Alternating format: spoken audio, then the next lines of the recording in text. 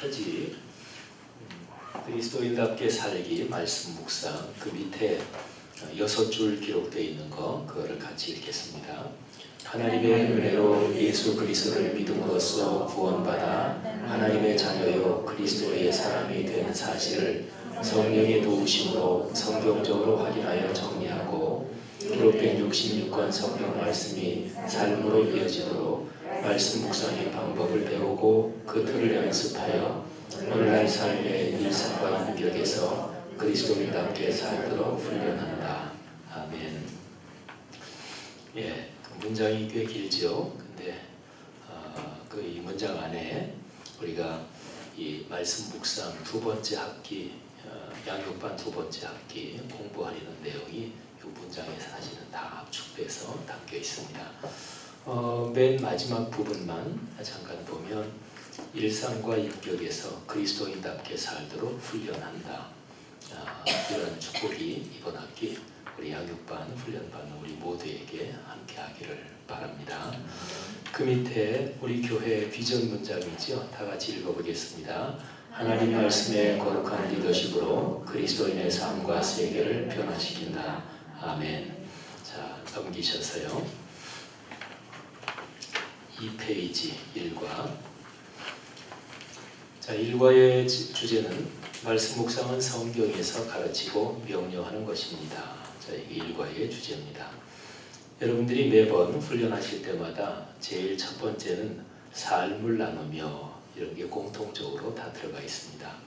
자, 지난 주간의 삶을 나눕시다. 거기에 두 줄짜리 문장이 위아래에 두 개가 있는데, 자, 위에 그 두 줄 먼저 읽겠습니다. 한 주간 동안 감사한 일은 무엇입니까? 그 일을 생각하며 하나님과 이웃에게 어떻게 감사를 표현했나요? 그 일을 통하여 주님께서 어떤 은혜를 주셨습니까? 그 다음에 그 밑에 두 줄. 한 주간을 지내면서 어려웠던 일은 무엇이었습니까? 그 일에서 어떤 교훈을 받으셨나요? 그 일을 통하여 주님께서 어떤 은혜를 주셨습니까? 위하고 아래하고 반대죠. 위에는 한 주간 동안 감사한 일, 아래는 한 주간 지내면서 어려웠던 일. 사람은 살면서 좋은 일도 있고 또 안 좋은 일도 있죠. 기쁜 일도 있고 슬픈 일도 있고 누구나 다 마찬가지예요. 그런데 같이 읽은 거기에 보면 위하고 아래에 공통점이 있습니다. 그 뒤쪽에 보면 그 일을 통하여 주님께서 어떤 은혜를 주셨습니까? 요거는 똑같죠, 그죠?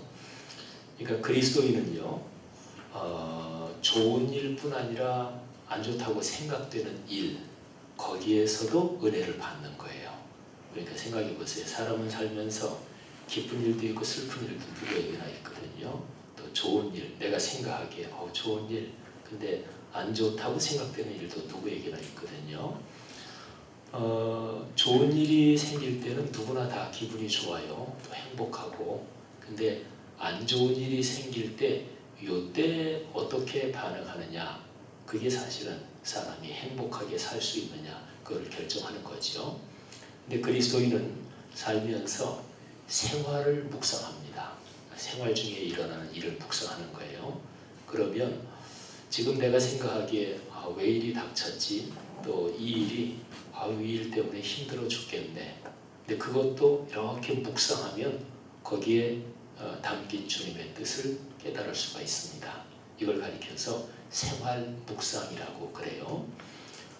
그리스도인은 두 가지를 묵상하며 사는 사람이에요. 첫째는 아주 중요한 건데 말씀 묵상이고, 또 하나가 생활 묵상. 그래서 이 두 가지를 묵상하며 사는 사람이 그리스도입니다. 한번 중요한 거니까 따라해 보십시다. 말씀 묵상, 생활 묵상. 생활 묵상도 이제 자꾸 훈련을 하잖아요. 그러면 어떤 불편한 일, 또 안 좋다고 생각되는 일이 이렇게 닥칠 때 훈련이 되면 이 일에 주님께서 무슨 뜻을 보여주시는 거지? 이 일에서 내가 뭘 배울 수 있지? 그거를 생각하게 돼요. 훈련을 해야 돼요. 그거는 저절로 되진 않아요. 훈련 안 하면 어떻게 될까요? 죽겠네. 이 말부터 먼저 나오죠. 그죠? 그러다가 죽을 수도 있어요. 자꾸 죽겠네 그러다가. 그러니까 더워 죽겠네. 우리 한국 사람들은 조금 하면은 그 뒤에다가 다 죽겠네를 붙여요. 좋은 것도 아유 기분 좋아 죽겠네.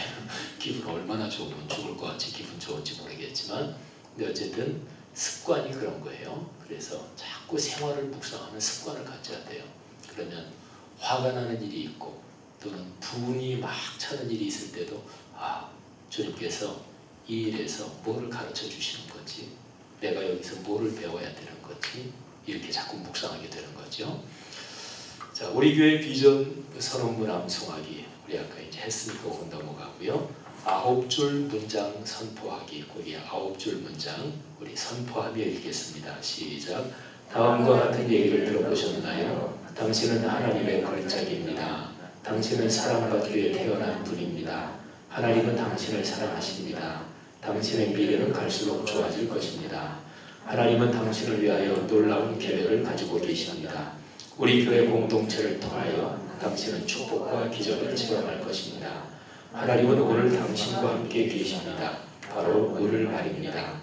양육반 훈련은 이 모든 복을 누릴 수 있게 당신을 도와줄 것입니다. 아멘. 사람은요, 자기 입으로 소리를 내서 뭐를 얘기하잖아요. 그러면 그게 자기한테 쉽게 말하면 암시가 되고요. 우리가 이제 심리학적으로 이렇게 연구를 많이 해보면 그렇다 그래요. 남이 한 얘기, 밖에서 들려온 얘기가 사람한테 영향을 끼쳐요. 아무것도 아닌 것 같은 얘기도 영향을 끼칩니다. 그래서 정치하는 사람들이 말도 안 되는 거짓말도 그냥 하고 다 그러는 게, 그런 것도 영향을 끼쳐요. 근데 사람에게 가장 크게 영향을 끼치는 것은 자기 입으로 한 말, 이 사운드가 자기 귀에 들어가는 게 이게 제일 깊이 들어간대요. 그래서 성경에도 로마서 10장 17절에 보면 사람이 마음으로 믿어 의에 이르고 마음으로 믿어 구원에 이르고 입으로 시인하여 의에 이르느니라, 이런 말씀이 있어요. 그러니까 입으로 시인하고 입으로 표현하는 게 아주 중요합니다. 그래서 여기 9줄 문장, 이건 굉장히 좋은 내용들이잖아요. 우리가 양육반 1학기 공부할 때도 늘 반복했지만 자꾸 좋은 거를 반복하고, 특별히 좋은 것 중에서 가장 좋은 것은 하나님의 말씀 성경이지요. 성경을 소리내서 읽는 거 아주 좋고요. 또 아까 내 영혼이 은총 입어 중한 죄진 벗고 보니 슬픔 많은 이 세상도 천국으로 화하도다. 찬송이 이게 무지무지하게 좋은 것이 그냥 말하는 것보다 사람이 가락을 붙여서 이렇게 하잖아요. 그게 노래잖아요. 그죠? 노래는 일반적인 말보다 사람 속에 더 깊이 들어와요. 그래서 찬송을, 가사를 묵상하면서 정성을 다해 부르잖아요. 그러면 찬송 가사가 내 영혼 속에 들어오고, 그래서 그런 얘기 하는 거예요. 찬송 부를 때 마음을 열고 고백하면서 부르면 찬송 부를 때 걱정도 떠나가고 또 마음도 용기가 생기고 찬송의 심령을 변화시키는 힘이 바로 그런 원리입니다. 우리 6구절 성경 암송하기, 그거는 1과 끝나는 6페이지 보세요. 거기에 6구절이 있죠. 그 6구절을 여러분들이 다음 시간까지 한 번에 암송해 오라 그러면 깜짝 놀라겠죠. 근데 다음 시간에 한 3구절 암송하고 그 다음에 3구절 암송하고, 언제 암송해도 하니까 보통 훈련 받을 때 초기 암송하는 게 제일 좋습니다. 또 이건 첫 구절은 암송하고 두 번째 구절도 이번 올해 우리 암송 구절이고 하니까 다음 주간까지 3구절 정도 암송해 오시기 바랍니다. 자, 3페이지입니다. 자, 1과 주제가 말씀 묵상은 성경에서 가르치고 명령하는 것입니다. 이게 주제잖아요. 거기에 대한 글을 제가 써놨습니다. 제가 한번 읽죠. 말씀을 듣고 말씀대로 사는 것이 그리스도인의 삶입니다. 너무 당연한 얘기를 하죠. 그죠? 너무 당연한 얘기. 근데 세 사람이 살면서 모든 일이 다 그런 거예요. 너무나 당연한 일을 안 하는 게 이게 사람에게 문제고, 너무나 당연한 일을 하는 거, 그게 성공하는 길이에요. 그게 행복하게 사는 길이에요. 그러면 그리스도인은 말씀을 듣고 말씀대로 사는 게 그리스도인이지. 그러면 그리스도의 말씀, 하나님의 말씀을 듣기만 하고 안 사는 사람들이 훌륭한 그리스도인이냐? 이건 말이 안 되잖아요. 그죠? 너무나 당연한 얘기인데 이 당연한 얘기가 중요한 거죠. 이 일을 이루려는 것이 말씀 사문동입니다. 말씀 사문동은 하나님의 말씀이 우리 삶의 현장에 이어지게 하자는 것인데 그 중심 방법이 말씀 묵상입니다. 그러니까 이번 학기 10번 모이시는 중에 말씀 묵상을 훈련하는 거예요. 말씀 묵상은 참으로 중요하죠. 기독교 신앙의 핵심적인 가르침과 그 내용의 중심, 축이 여기에 걸려 있습니다. 그리스도인의 삶과 교회 공동체가 서느냐 넘어지느냐가 여기에 걸려 있습니다. 한국 교회와 오늘날 세계 교회의 미래가 여기에 걸려 있습니다. 그러니까 말씀 묵상, 이거는 성경에서 너희는 이거 배워라 그렇게 가르치고 또 명령하는 것이죠. 말씀 묵상은 하나님의 말씀인 성경에 뿌리를 두고 있는 거룩한 흐름입니다. 그러니까 구약부터 신약까지 성경 전체 얘기는 하나님의 말씀이 성취되는 그거를 기록한 거예요. 또 하나님의 말씀 그대로 살면서 거기서 복을 받은 그리스도인들 얘기, 하나님의 말씀을 듣기는 듣는데 순종하지 않아서 망한 사람들 얘기, 성경 전체는 말씀 사문동의 기록이라고 보는데요. 특별히 사도행전을 살펴보면 이 사실이 아주 명백합니다.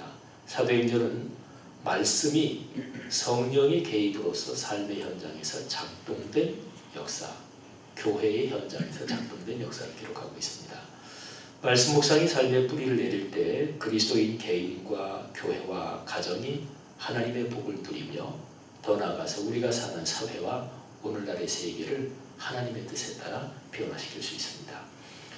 예수님은 주기도문에서 이렇게 기도하라고 가르치셨습니다. 아버지의 뜻이 하늘에서 이루어지는 것 같이 땅에서도 이루어지이다. 자, 이 구절을 조금 보면 하나님 아버지의 뜻이 무엇일까요? 또 그 뜻을 어디에서 찾을 수 있을까요? 하나님이 당신의 뜻 또는 당신 자신을 보여주시는 것을 계시라 그래요. 계자는 계몽한다, 가르친다. 시자는 보여준다. 보여줌으로써 가르치고 보여줌으로써 깨닫게 한다. 이게 계시인데요. 열어서 알려 보여준다는 말이죠. 근데 66권 성경이 바로 하나님의 계시입니다. 그러니까 66권 성경이 하나님의 뜻을 알 수 있는 중심, 핵심인 거죠. 자, 그러면 아까 위에서 주기도문 그 내용 본 거, 예수님이 가르쳐 주신 기도 내용, 말하자면 아버지의 뜻이 하늘에서 이루어진 것 같이 땅에서도 이루어지이다. 이 내용은요, 다르게 표현하면 66권 성경 말씀이 우리 삶의 현장에서 이루어지게 해 주십시오. 바로 그렇게 기도하라는 얘기입니다. 역시 말씀이 삶으로 이어진다 그런 거죠. 자, 그리고 요한복음을 한번 볼까요? 요한복음은 하나님의 아들이 사람 몸을 입고 세상에 오신 사건, 그거를 어떻게 표현하냐면 말씀이 육신을 입으셨다 이렇게 표현해요. 자, 요한복음 1장 1절하고 14절 그 두 개를 연결해서 읽으면 이게 명백한데, 그 밑에 세 줄 있는 거 다 같이 읽겠습니다. 태초에 말씀이 계시니라. 이 말씀이 하나님과 함께 계셨으니 이 말씀은 곧 하나님이시니라.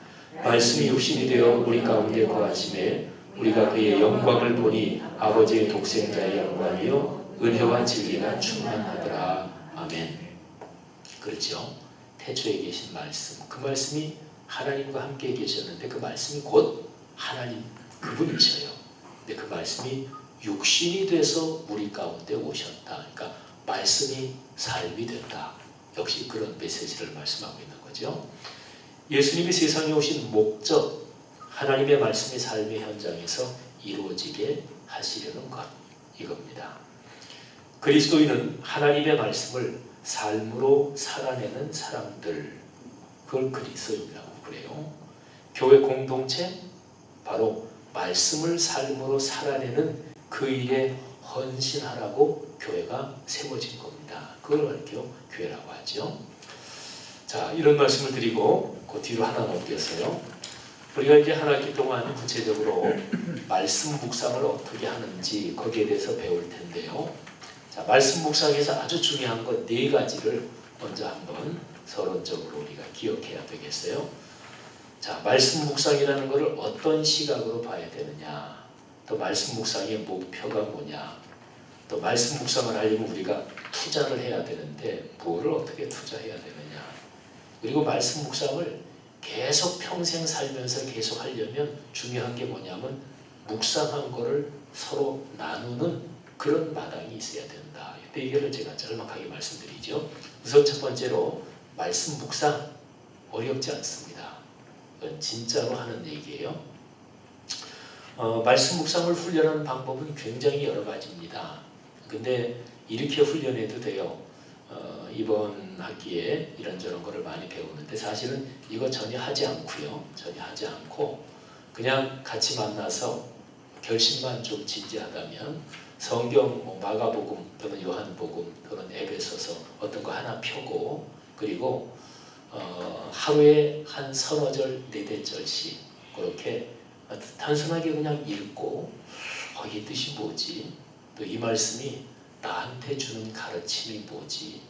이 말씀이 나한테 오늘 어떻게 살아야 된다고 얘기하는 거지? 이런 2-3가지 질문만 그 말씀 읽고 꼼꼼하게 생각하고 거기서 느낀 거 쓰고 이런 식으로 매일매일 그렇게 꼭 노트하고 그리고 일주일에 한 번 모여서 1시간 반씩 그런 서로가 그 한 걸 나누고 그거 붙잡고 기도하고 이렇게 6개월만 하면 누구나 다 말씀 묵상의 문이 열립니다. 그러니까 말씀 묵상이 어렵지 않다는 건 뭐냐면 그냥 해보면 돼요.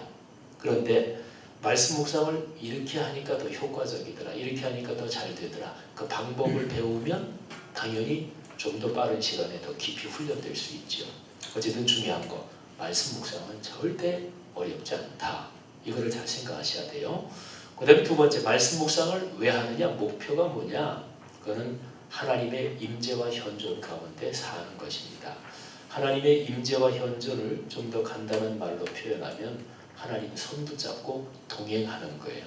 그러니까 말씀 묵상의 목표는 우리의 평생 살아가면서 주님과 동행한다. 바로 이제 이게 말씀 묵상의 목표예요. 이 목표를 잊어버리면 안 돼요. 그러니까 실제로 그렇게 산다는 거거든요. 그러니까 말씀 묵상은 성경 지식 얻기 위해서 하는 게 아니에요. 공부하는 걸로 그친다. 그건 말씀 묵상 아니에요. 그러니까 묵상에서 그렇게 사는 것, 이게 이제 말씀 묵상이라는 거죠. 3번째, 말씀 묵상을 하려면 2가지를 투자해야 되는데 시간과 장소를 꼭 투자해야 돼요. 근데 시간과 장소 둘 중에서 시간이 더 중요합니다. 내가 하루에 30분을 꼭 내겠다. 또는 나는 너무나 바빠서 30분까지는 못 낸다. 난 20분만 내겠다. 그것도 괜찮아요. 목사님 5분만 더 깎아주시면 안 돼요? 또 깎아달라는데 어떻게 해요? 15분만 내셔도 괜찮아요. 목사님 기왕 깎은 김에 조금만 더 깎아주세요. 계속 더 깎으면 너무 짧으면 이게 사실은 말씀 묵상할 생각 없는 거죠. 그러니까 그냥 평균적으로 하면 하루에 내가 30분 시간 낸다. 특별히 이번에 양육반 2학기 말씀 묵상 훈련 받으시는 여러분들은 하루에 30분, 이거는 기본적으로 꼭 어떻게 하든 시간을 확보해야 돼요. 사람마다 직업이 다르고 하루 생활 리듬이 다르고 패턴이 다른데요. 가정주부가 또 생활하는 게 다르고, 그래서 시간이 아침에 확보하는 시간 30분을 내는 게 더 쉬운 사람이 있고, 저녁에 내는 게 더 쉬운 사람이 있고, 또는 낮에 내는 게 쉬운 사람이 있고, 사람마다 틀리죠. 근데 제일 좋은 걸로 하면 아침이 사실은 제일 좋습니다. 사람에 따라서 상황 고려하지 않고 아침이 좋으냐, 낮에가 좋으냐, 저녁이가 좋으냐 이렇게 얘기한다면 아침이 제일 좋아요. 아침에 다른 일 시작하기 전에 하나님 먼저 만나는 거죠. 성경 말씀을 우리 삶의, 그리스도인 삶의 양식이라고도 흔히 얘기하잖아요. 말씀을 받는다, 먹는다 이렇게도 표현하잖아요. 그러니까 하루에 육신을 위한 양식을 먹기 전에 영혼을 위한 양식을 반드시 먼저 먹는다. 이런 결심을 하고 아침에 반드시 30분 묵상한다. 이게 사실은 제일 좋습니다. 그런데 자기의 생활 리듬 때문에 아침에 정 시간이 안 되는 사람은 저녁에 해도 좋고, 그리고 언제 시간을 확보하느냐, 시간은 고정시키는 게 좋습니다.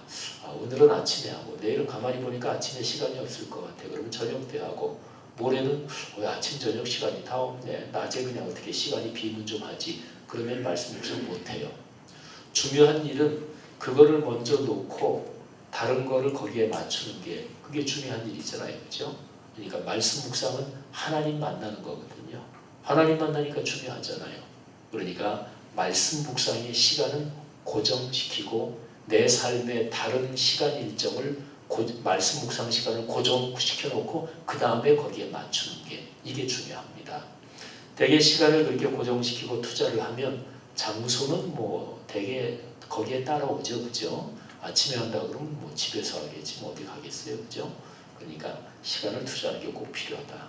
그 다음에 우리가 훈련하는 10주 동안은 뭐 매번 이제 훈련 시간마다 소그룹 하면서 말씀 묵상하는 거 서로 나누겠죠. 근데 이 훈련이 끝난 뒤에도 뭐 구역 예배에서든지 아니면 어떤 말씀 묵상 모임에서 서로 묵상한 거를 나누는 게 이게 필요합니다. 그래야 이제 말씀 묵상을 계속 할 수 있게 돼요. 자, 네 가지 잘 기억하시고, 자, 사도행전 6장 7절 말씀, 이 말씀을 한번 지금 잠깐 묵상해 보는 거예요. 이게 비전 문장 또 나오는 거죠. 같이 한번 읽겠습니다. 하나님의 말씀이 점점 완성하여 예루살렘에 있는 제자의 수가 더 심히 많아지고 허다한 제사장의 무리도 이 도에 복종하니라. 아멘. 자, 이 말씀과 연관된 질문이 세 가지 밑에 나오죠. 참된 부흥이란 무엇입니까? 성경에서 말하는 참된 부흥의 심장은 무엇일까요? 이 6장 7절은 예루살렘 교회가 제일 최고로 부흥한 그 모습을 여기에 써놓은 거예요. 그러면 이걸 보면서 예루살렘 교회가 제일 부흥한 모습이라고? 그러면 그 부흥의 뭐 모양이 어떤가? 특징이 뭔가? 그걸 이걸 한번 가만히 보세요. 특징이 뭐냐면 말씀이 점점 왕성해졌다. 그죠? 말씀이 살아 움직였다. 말씀이 말씀으로만 있는 게 아니라 예루살렘 교회 성도들의 삶으로 이게 이어졌다. 말씀이 삶이 됐다. 그런 뜻이에요. 그 다음에 그 결과로서 제자의 수가 더 심히 많아졌다. 성도들이 늘어났다. 예수 믿는 사람들이 늘어났다는 얘기죠. 그리고 제사장들은 사실은 예수님을 십자가에 못 박아 죽였던 장본인들이잖아요. 근데 그 사람들도 회개하고 변화돼서 예수님을 믿게 됐다. 이런 거죠. 자, 이렇게 참된 부흥은 뭐냐? 참된 부흥의 제일 핵심은 뭐냐? 그거는 심장은 말씀이 살아 움직이는 거예요.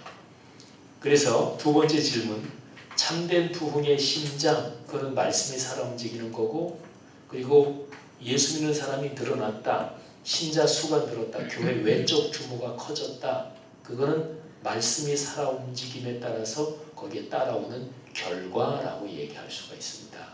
그러니까 참된 부흥의 심장은 말씀이 삶으로 이어지는 거, 말씀이 작동하는 거, 이게 이제 참된 심장이 부흥의 심장이고, 그리고 수가 늘어난다, 교회가 커진다, 이거는 그 결과입니다. 자, 그러면 이런 질문을 한번 해볼 수 있어요. 말씀에는 별로 집중하지 않고도 교회에 나오는 사람 숫자가 늘어날 수 있나요? 그럴 수 있어요. 그러니까 인간이 모인 집단은 교회뿐 아니라 어느 집단이든지 사람들이 저 모임에 내가 회원으로 가입하는 게 나한테 유익이 되네, 도움이 되네, 그러면 사람을 하는 거잖아요. 그죠? 그러니까 교회가 말씀을 별로 강조하지 않고서도 사람들을 끌어모을 수 있어요. 이런저런 다른 방법을 통해서. 그런 교회가 아니죠. 뭐 꽁 잡는 게 매라고 교회 사람만 많이 나오면 되느냐? 한국 교회가 그래서 문제인 거예요. 그러니까 저는 가끔가다 그런 얘기 하는데, 그렇게는 절대로 교회 부흥 안 한다. 그런 길로 절대로 안 간다. 이런 거죠. 그래서 계속 강조하는 게 교회에서 중심적으로 활동하시는 지도자분들은 말씀 묵상을 꼭 해야 됩니다. 그래야 그게 참된 교회입니다. 이런 강조를 계속 하잖아요. 자, 그래서 세 번째 질문, 참된 부흥을 위하여 무엇보다 먼저 해결돼야 될 과제는 무엇입니까? 설명드린 대로 말씀이 점점 왕성해져야 되는 거죠. 근데 말씀이 왕성해지려면 말씀 묵상을 해야 돼요. 그러니까 참된 부흥을 위해서 제일 중심적으로 해결돼야 될 과제는 말씀 묵상을 하는 것이다. 바로 이 점이죠. 이번 학기 우리가 같이 모여서 서로가 더불어 훈련하는 중에 말씀 묵상의 그 맛, 또 그 복을 여러분 누리시기를 축복합니다. 또 우리 목회자들이나 우리 여러분 권사님, 집사님들, 또 여기 있는 분들 논할 것 없이 다시 한번 말씀 묵상을 하는 때 신앙 습관을 돌아보고 다시 한번 게을러졌거나 무너졌거나 이러면 다시 한번 또 다잡고 그러는 축복의 기간 될 줄 믿습니다. 기도하겠습니다. 하나님 아버지 은혜 감사합니다. 우리 지난 시간에 오리엔테이션 안내 시간 가졌고 오늘부터 이제 본격적으로 일과 시작했습니다. 이제 전체 강의 끝나고 소그룹 모임 같습니다. 우리 소그룹 모임 인도하는 장로님, 권사님, 집사님들 하나님이 축복해 주시고 더불어 또 같이 교제하며 훈련하는 우리 모든 분들 복을 주옵소서.